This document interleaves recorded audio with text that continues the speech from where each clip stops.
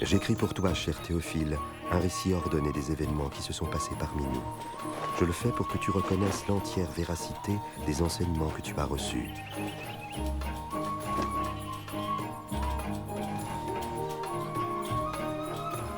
Au temps où César Auguste était empereur de Rome, et Hérode le Grand, roi de Judée, Dieu envoya l'ange Gabriel dans une ville de Galilée, appelée Nazareth, chez une jeune fille vierge nommée Marie.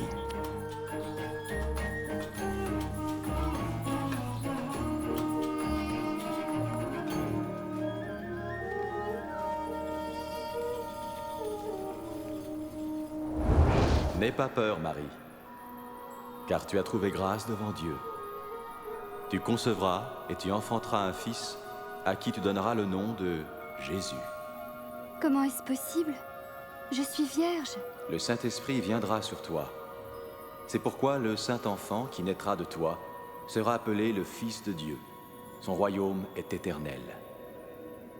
Alors Marie se rendit dans une ville des montagnes de Judée, chez sa cousine Élisabeth, elle aussi miraculeusement enceinte. Élisabeth! Marie! Cousine Marie! Ah. Tu es bénie entre toutes les femmes. Et l'enfant que tu portes lui aussi est béni. Car à l'instant où tu m'as salué, le bébé qui est en mon sein a remué d'allégresse. Mon âme exalte et magnifie le Seigneur. Et mon esprit a trouvé la joie en Dieu, mon Sauveur. Désormais, tous les âges diront mon bonheur.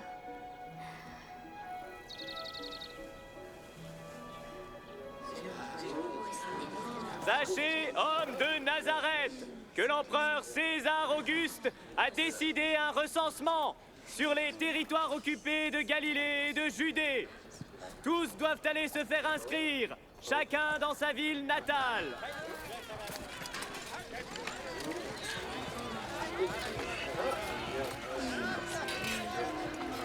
Et Marie se rendit à Bethléem, en Judée, avec son fiancé Joseph pour se faire recenser.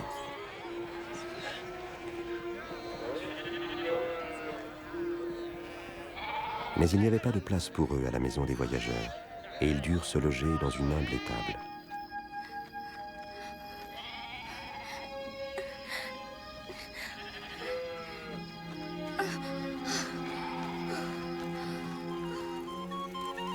Dans les champs environnants, des bergers passaient la nuit pour garder leurs troupeaux.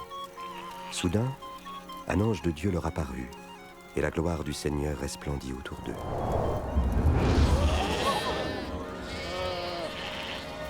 Aujourd'hui, dans la ville de David, un sauveur vous est né. C'est le Christ, le Seigneur.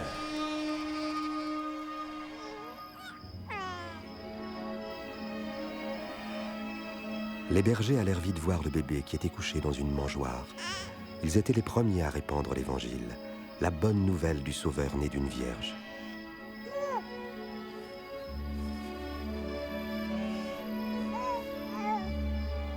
Lorsque 8 jours plus tard arriva le moment de circoncire l'enfant, on lui donna le nom de Jésus. Puis Joseph et Marie l'amenèrent à Jérusalem pour le présenter au Seigneur. Il y avait au temple un homme droit et pieux nommé Siméon. L'Esprit de Dieu lui avait révélé qu'il ne mourrait pas avant d'avoir vu le Messie, l'envoyé du Seigneur. Maintenant, Seigneur, tu peux laisser ton serviteur mourir en paix. Tu as tenu ta promesse.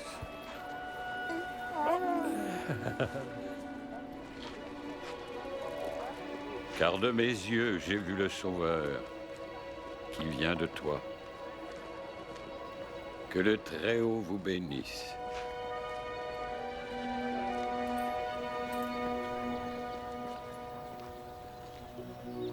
Après avoir accompli tout ce que la loi du Seigneur ordonnait, Marie et Joseph retournèrent en Galilée, à Nazareth, leur village. Lorsque Jésus eut 12 ans, Joseph et Marie l'emmenèrent à Jérusalem pour les fêtes de la Pâque. Mais quand ils repartirent, Jésus resta à Jérusalem, et ses parents ne s'en aperçurent pas tout de suite.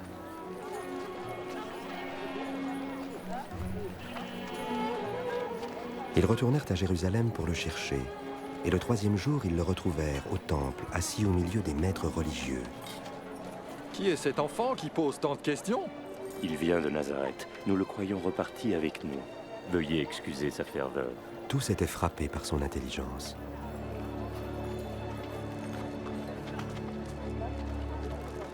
Mon enfant, pourquoi nous as-tu fait cela?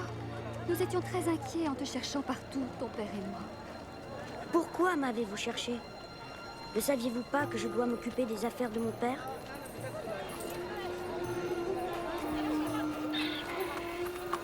Jésus retourna avec eux à Nazareth. Il grandissait et se fortifiait en sagesse. Et la faveur de Dieu et des hommes était avec lui.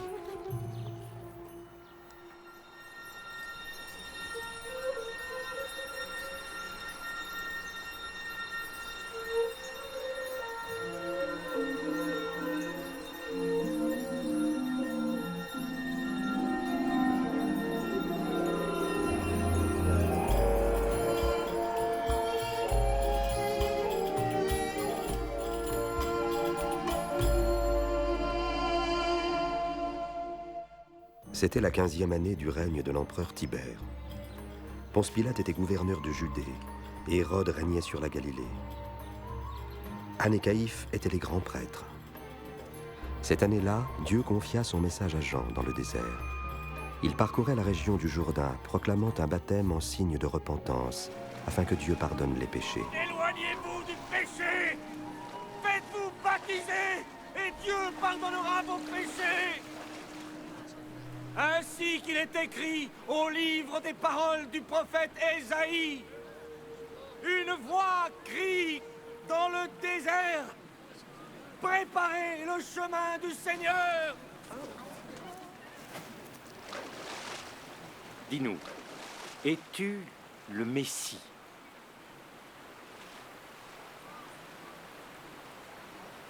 Moi, je vous baptise dans l'eau. Mais un autre, bien plus puissant que moi, arrivera. Je ne suis pas digne de délier la courroie de ses sandales. C'est lui qui vous baptisera du Saint-Esprit et de feu. Il séparera le grain de la paille, et il amassera tout le grain dans son grenier.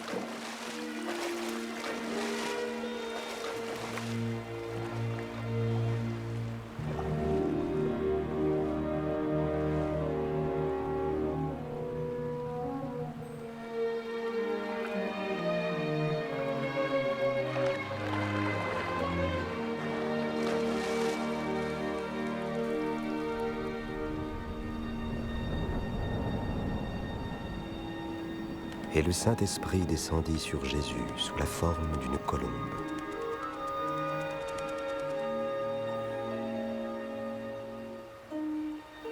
Et une voix se fit entendre du ciel. « Tu es mon Fils bien-aimé, tu fais toute ma joie. »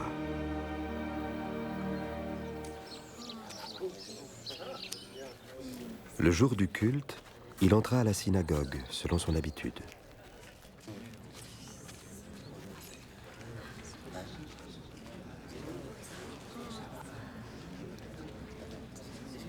On lui demanda de lire un passage du livre du prophète Ésaïe.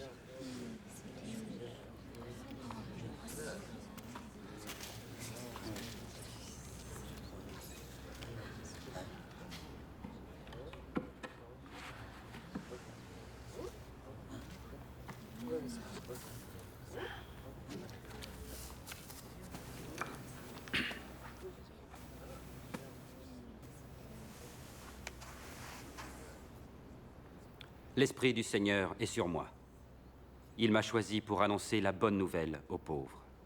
Il m'envoie proclamer la délivrance aux captifs, le recouvrement de la vue aux aveugles, pour donner la liberté aux opprimés et proclamer l'année de grâce accordée par le Seigneur. Il parle bien.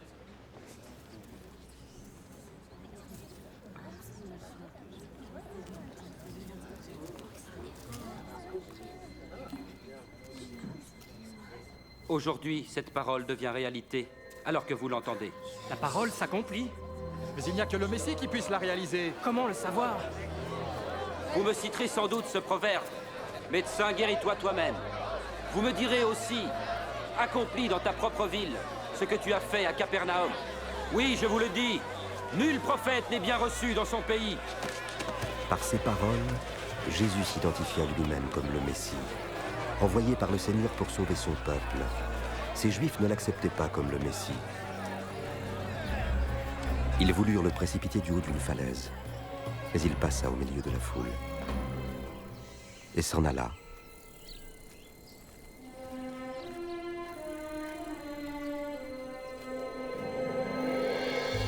Il se rendit alors à Capernaum, ville de Galilée.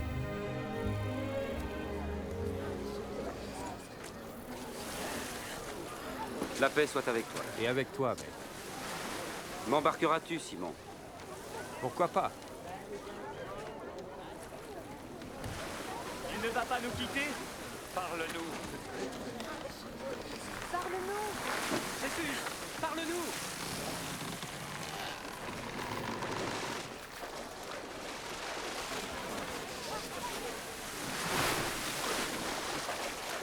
Un jour, 2 hommes se présentèrent au temple pour prier. L'un d'eux était chef religieux, l'autre collecteur d'impôts. Le chef religieux se tenait à part et priait. « Oh Dieu, je te remercie de ne pas être avare, malhonnête et adultère comme les autres hommes. En particulier de ne pas être comme ce collecteur d'impôts là-bas. Je jeûne 2 jours par semaine. Je donne 1/10 de tous mes revenus. Mais le collecteur d'impôts se tenait à part et n'osait même pas lever les yeux.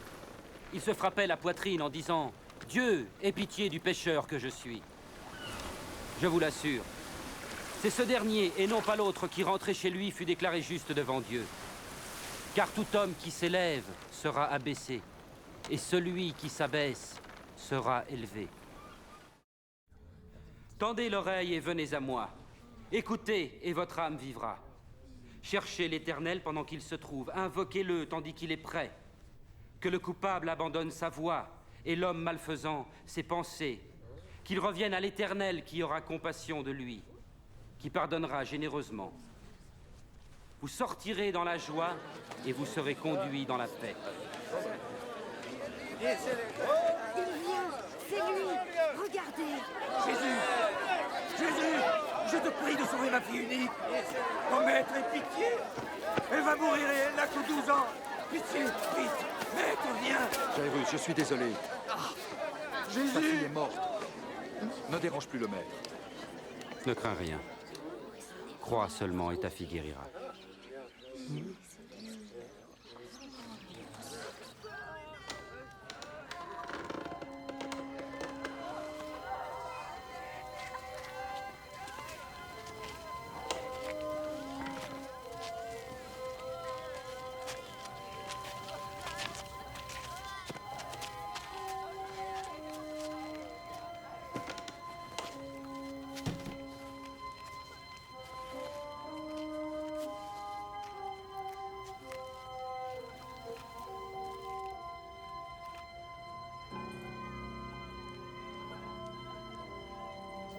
Ne pleure pas. Elle n'est pas morte, elle est endormie.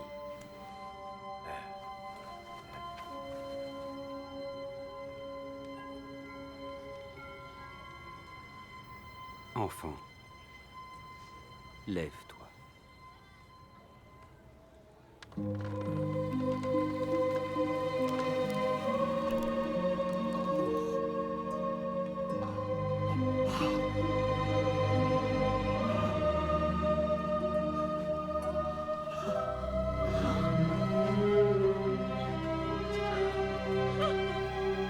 Donnez-lui à manger. Mais ne dites rien. Personne ne doit être mis au courant.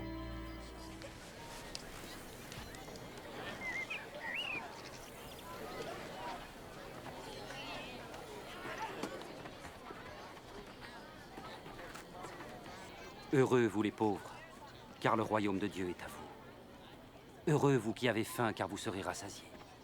Heureux vous qui pleurez maintenant, car vous rirez. Heureux ceux qui seront haïs, méprisés, insultés, et traités de mauvais à cause du Fils de l'homme. Réjouissez-vous alors et dansez de joie. Car une belle récompense vous attend dans le ciel. En effet, c'est ainsi que leurs ancêtres ont traité les prophètes.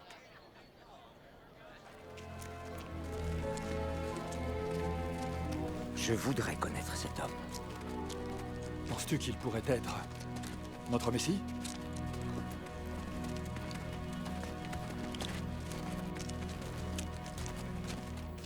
Et ce chef religieux, Simon, invita Jésus à manger avec lui. Jésus se rendit chez lui et se mit à table. Allons les enfants, laissez-nous. Vous m'entendez? Allons.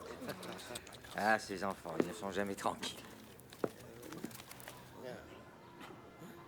Que vient-elle faire là? Je ne sais pas.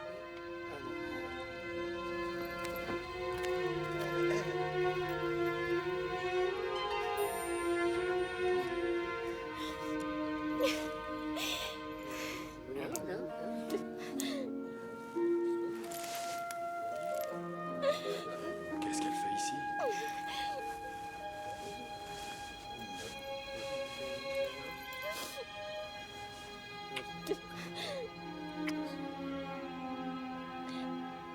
Si cet homme était vraiment un prophète, il saurait qui est cette femme qui le touche.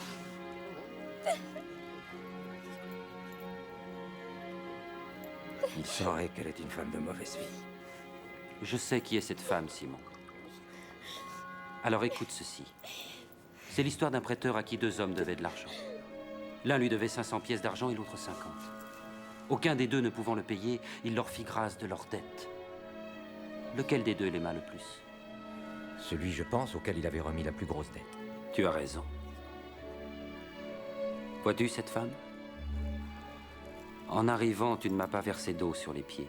Elle m'a baigné les pieds de ses larmes et les a essuyés avec ses cheveux. Tu ne m'as pas embrassé pour m'accueillir. Mais elle n'a pas cessé de m'embrasser les pieds. Tu n'as pas répandu d'huile sur ma tête. Mais elle a répandu du parfum sur mes pieds. Je vous le dis, ses nombreux péchés sont pardonnés, c'est pourquoi elle montre tant d'amour. Mais celui à qui on pardonne peu, manifeste peu d'amour.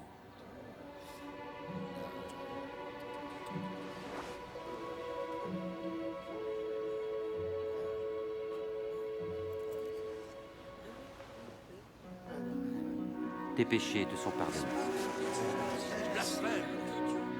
Ta foi t'a sauvé, va en paix.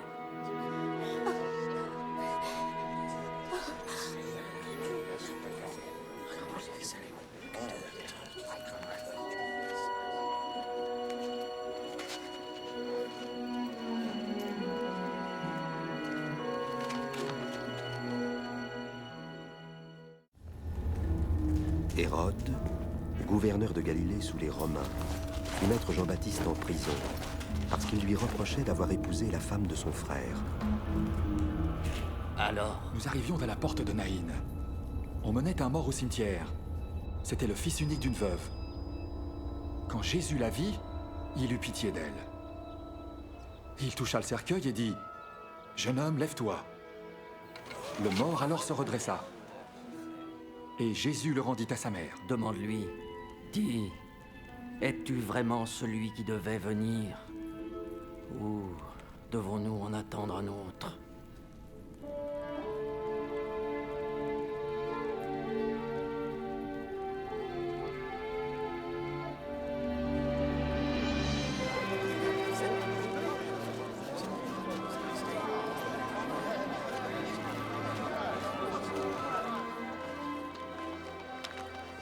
Maître.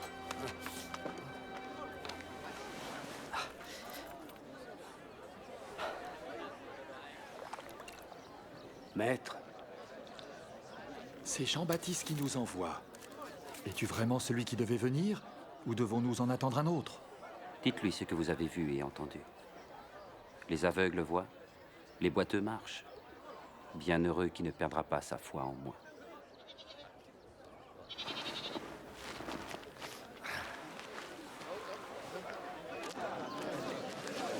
Je veux le voir. Monte sur mes épaules. Là, tu le vois? Ah oui, je vois Jésus. Un jour, un homme sortit pour semer. Et tandis qu'il semait, du grain tomba sur le chemin, il fut piétiné. Et les oiseaux du ciel ont tout mangé.